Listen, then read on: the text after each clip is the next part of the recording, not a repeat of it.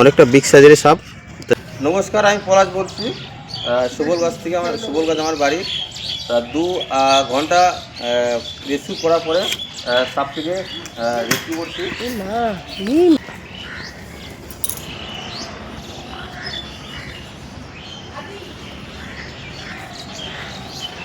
কাছে আর ভয় নাই।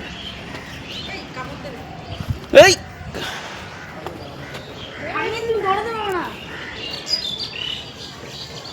চলে যাচ্ছে তো।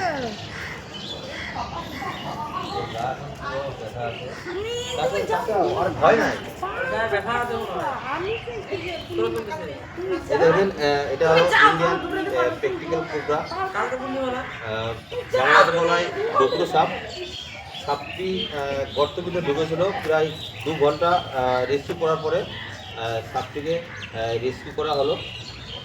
দেখেন, সাপটি অনেকটা বিগ সাইজেরই সাপ।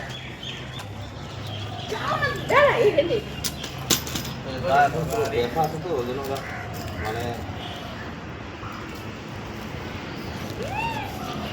এই যে দেখেন সাপটি, এটা হলো ইন্ডিয়ান প্র্যাকটিক্যাল কোবরা, বাংলাতে বলা হয় ডোকরো সাপ।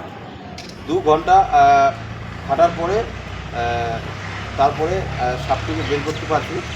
এই দেখেন, সাপটি অনেকটা বিগ সাইজেরই আছে। এটা হলো কালাগঞ্জ বাস স্ট্যান্ড। এই দাদার নাম হলো বাপ্পি দা।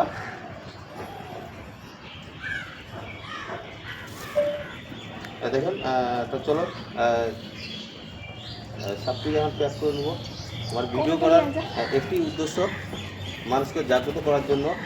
সাপ দেখার পরে অনেকে কার্বনিক অ্যাসিড ইউজ করে। তাই আমি বলবো যে কার্বনিক অ্যাসিড আপনারা কখনো ইউজ করবেন না। সবসময়ের জন্য বাড়ির আশেপাশে পরিষ্কার থাকলে সাপ কিন্তু ঢুকবে না। এরা কিন্তু পোকামাকড়, ইঁদুর টিঁদুর এগুলো খাওয়ার জন্য কিন্তু এরা ঘরের ভিতরে ঢোকে। আমার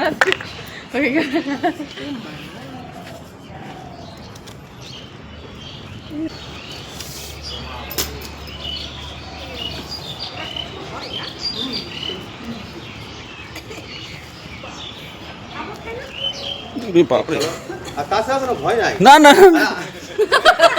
আমার হাতে সাপ দিয়ে আছে ভয়। চলো সাপটিকে রেসিভ করে নিছি। সাপটি দেখেন খোলস ছাড়িয়ে যাচ্ছে। খোলসটাকে আমি এই করে দেবো।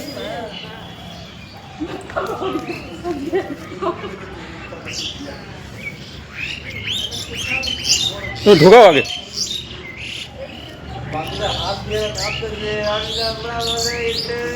চলো এটার ভিতরে প্যাক করে দেবো। একটু চামড়াটা সেন্সিটিভ হয়ে যায়।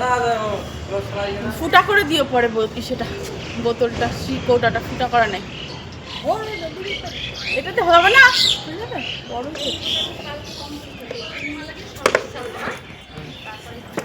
চলো, সাপটি অনেকটাই রেগেছিল।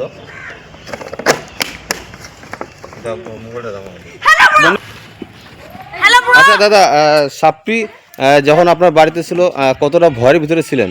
অনেক ভয়ের ভিতরে ছিলাম। তো এখন আপনাদের কেমন লাগতেছে? ভালো লাগছে। তো এটা হলো কালাগঞ্জ। এই দাদার নাম হলো বাপ্পি। এটা কালাগঞ্জ বাস স্ট্যান্ড বলে। তা এই সাপটিকে দেখেন রিসিভ করে নিছি। একটা এই সাপটিকে ভালো একটা জঙ্গল দেখে সাপটিকে আমি ছেড়ে দেবো। তো ভিডিওটা আপনাদের কেমন লাগলো অবশ্যই কমেন্টের মাধ্যমে জানাবেন।